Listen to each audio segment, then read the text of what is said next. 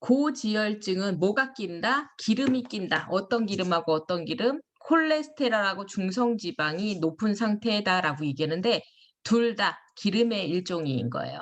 그래서 얘는 음식을 통해서 우리가 먹기도 하지만 중요한 건 요게 문제인 거예요. 체내 어떤 거가 이상이 오는 거냐면 지질 대사 이상이라고 하는데 우리가 지질이라고 하면 지방이에요, 지방. 우리가 탄수화물, 지방, 단백질을 먹지요. 그럼 얘가 에너지로 만들어지는 역할들을 하는데 얘를 먹어서 내가 100을 먹었을 때 100을 다 에너지로 내면 우리가 남는 게 없어요. 근데 100을 먹었는데 100을 다 태우지 못하는 게 문제인 거거든요. 그중에서도 어떤 거? 지방, 기름을 태우지 못하는 거라고 보시면 돼요. 우리가 기초 대사량이라고 들어보신 적 있으시죠? 기초 대사량.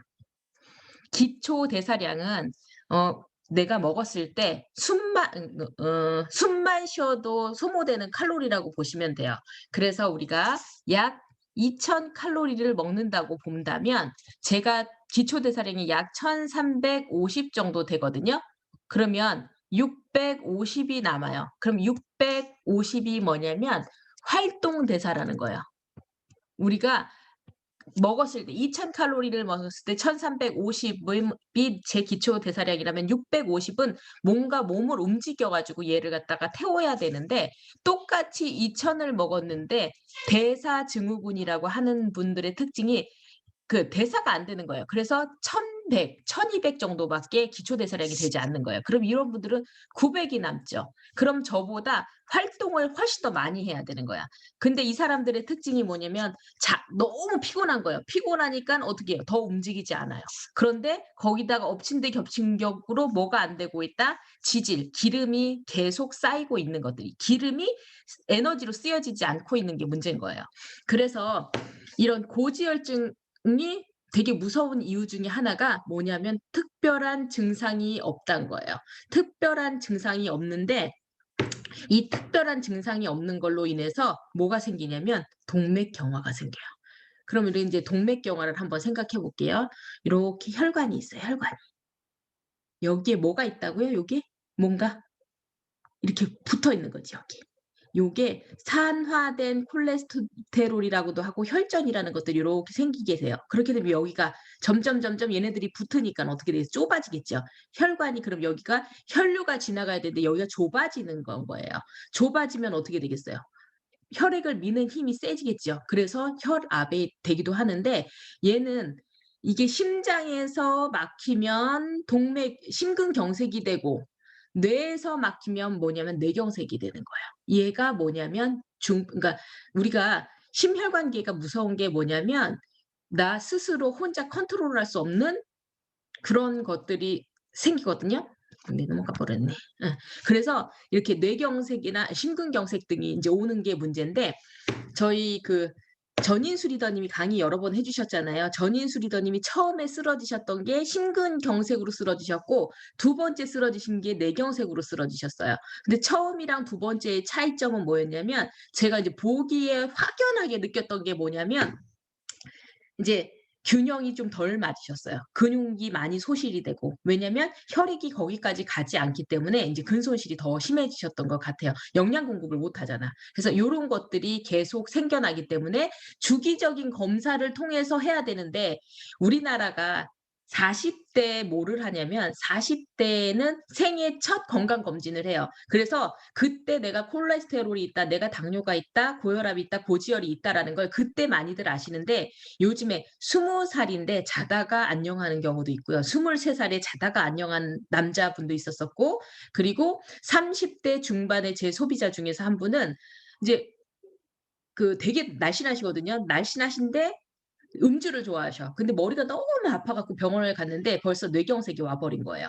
그리고 38에 엄청 뚱뚱했던 남자분이 한 100 킬로 넘게 됐던 분이 한 20 킬로를 뺐어요.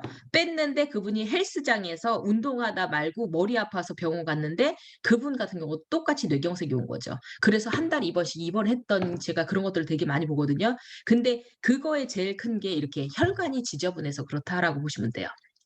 그럼 우리가 바람직한 콜레스테롤하고 중성지방 농도를 한번 볼게요.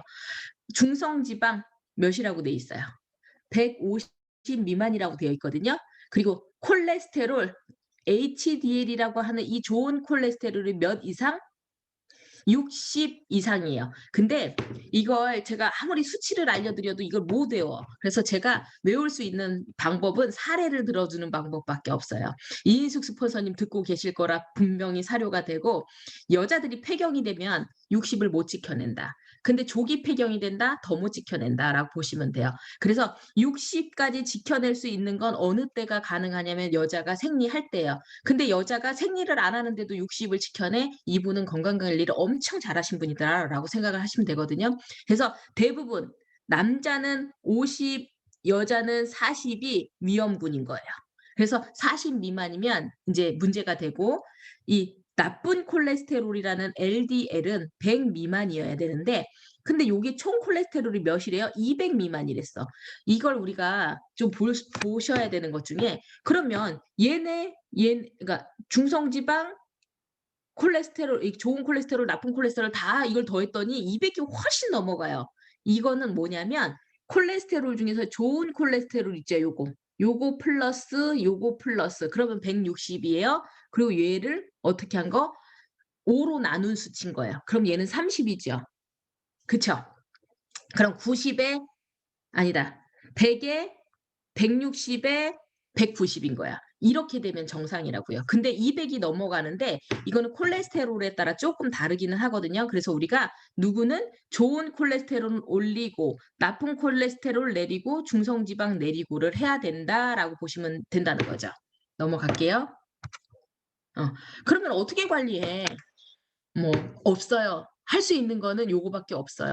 일주일에 0.5kg을 줄인다. 얘를 뭘로 줄인다? 체지방으로 줄인다. 몸무게 아니고요. 체지방으로 줄이셔야 돼요. 그래서 제가 지금 마이핏 하고 있거든요. 이제 대사 질환으로 다 이제 끝장을 내려면 내가 우선 다 표준이 돼야 된다 생각하고 있기 때문에 이 체지방을 줄이는 일을 첫 번째로 해야 된다. 두 번째는 식이요법 반드시 하셔야 돼요. 제가 너무 슬픈 것 중에 하나가, 요즘에는 뚱뚱한 초등학생들은 한국은 뭐를 해요?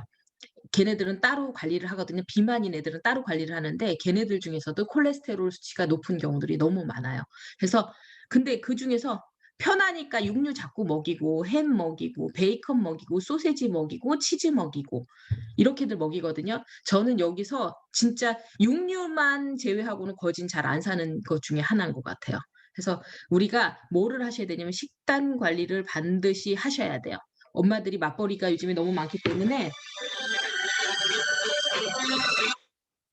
그렇게 하시면 되고, 그리고 이제 콜레스테롤 관리를 하셔야 돼요. 콜레스테롤, 왜 우리가 기름진 음식들 되도록이면 덜 드신다라고 보시면 되고요. 그리고 식사요법하고 체중 조절했어요. 그다음 해야 될 거는 뭐를 해야 된다고 할까요? 운동. 저도 이게 조금 덜 되고 있는데, 매일매일 운동했을 때 뭐가 제일 많이 올라가냐면 근력량이 올라가고, 근력량이 올라가면 기초 대사량이 올라가거든요. 그래서 요렇게 운동요법 반드시 하시면 좋고, 그다음에 인제 빨리 해야 되니까 약물요법 볼게요, 약물요법. 콜레스테롤이 콜레스테롤 아니다. 고지혈증 약을 드시는 분들을 그게 떨어졌다고 해서 함부로 이걸 끊으시면 안 돼요. 왜냐면 얘는 음 전인수 리더님 예를 들어보면, 전인수 리더님이 오메가3를 엄청나게 많이 드셨었거든요. 아니다. 요거 그래도 바빠도 요거는 하고 지나가야 될 것 같아. 그래서 약을 규칙적으로 운동을 하고 약을 처방을 인제 받는데, 약물을 우리가 그냥 내 맘대로 끊지는 못하지만 이제 끊을 수 있도록, 그래서 의사와 상의해서 끊을 수 있도록 노력해야 되는 부분 중에서 이 스타틴 계열의 약, 그러니까 고지혈증 약의 약을 제대로 우리가 알아야 된다는 거지. 고지혈증은 뭐를? 콜레스테롤 생성을 억제시킨다라고 얘기했어요. 콜레스테롤을 억제시키면 좋은 거 아니야? 이 중에서 뭐라고 하는 나쁜 콜레스테롤인 LDL을 저지를 시키거든요. 근데 얘만 저지시키면 되는데 누구도 못 만들게 한대요.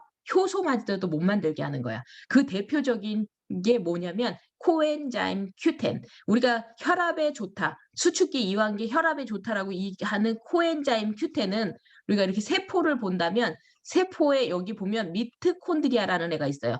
미토콘드리아의 먹이. 그래서 미토콘드리아는 뭐를 하는 애냐면 우리가 대사를 잘할 수 있도록, 우리가 먹은 걸 에너지화 시킬 수 있도록 해 주는 게 미토콘드리아인데 미토콘드리아의 먹인 이 코엔자임 Q10이 원래 우리 몸에서 나오는 애예요. 원래 우리 몸에서 나오는데 나이가 40이 넘어가면서 얘가 반으로 줄어드는 거예요. 점점 줄어들다가 반까지 떨어졌는데 중요한 건 콜레스테롤 약을 먹었더니 누구를 없애더라? 코엔자임 Q10까지 같이 없애더라. 근데 코 Q10만 없애면 좋은데 우리가 관절에도 그 영향을 주거든요, 얘가. 그래서 이렇게 스타틴 계열의 약들을 먹으면 이렇게 코엔자임 Q10 그리고 항산화 효소 이런 것들을 만들지 못하게 해서 뭐가 생기냐면 근무구력까지 빠지게 한다. 그래서 전인수 리더님이 약을 처음에 쓰러지셨을 때 다 안 드셨던 걸 알아요. 왜 안 드셨냐면 이걸 오전에 먹고 나면 오후에 너무 힘든 거야. 그래서 이제 덜 드셨었거든요. 근데 그냥 함부로 줄이면 안 된다. 그래서 근무력증. 그래서 나이가 들면 들수록 팔다리는 어떻게 돼요? 얇아지는데 배가 이렇게 볼록하게 나오잖아요. 그런 원인이 이 스타틴 계열의 약일 수 있다라고 보시면 되고 그러면은 뭘 먹어야 되냐면 처음부터 뭐가 생기지 않게 찌꺼기가 생기지 않도록 해 주는 항산화제가 1 번이에요. 오메가3 1 번이 아니고. 그리고 항산화가 생겨서 얘가 아예 생기지 않도록 적게 생길 수 있도록 해 주고 난 다음에 오메가3 하고 진코엠을 드시는 게 훨씬 더 효과적이기도 하고요. 그리고 심장에는 뭐가 많이 필요해요? 피를 수축 이완 많이 해야 되죠. 그래서 칼슘, 마그네슘, 비타민 D를 같이 먹어 주면 되게 좋아요. 요즘에는 심장 부정맥 있는 분들도 되게 많거든요. 그거하고도 관련이 많이 있고 파이토프로틴이에요. 프로틴은 어 근손실이 있을 수도 있다 그랬잖아요. 근데 그중에서도 요거 L-카르니틴이라는 성분 우리 CLA에 되게 많이 들어있는 성분 중에 카르니틴이라는 게 있는데 얘가 단백질의 라이신하고 메티오닌이라는 애가 만났을 때 카르니틴이라는 애가 인제 만들어지거든요. 그럼 얘는 지방 대사를 엄청 잘하게 하는 거예요. 그래서 우리가 "단백질만 많이 먹어도 살이 빠진다."라고 얘기하는 건 이 프로틴 중에서 이 두 가지 라이신하고 메티오닌이 하는 역할이 지방 대사를 잘하게 해 주는 거예요.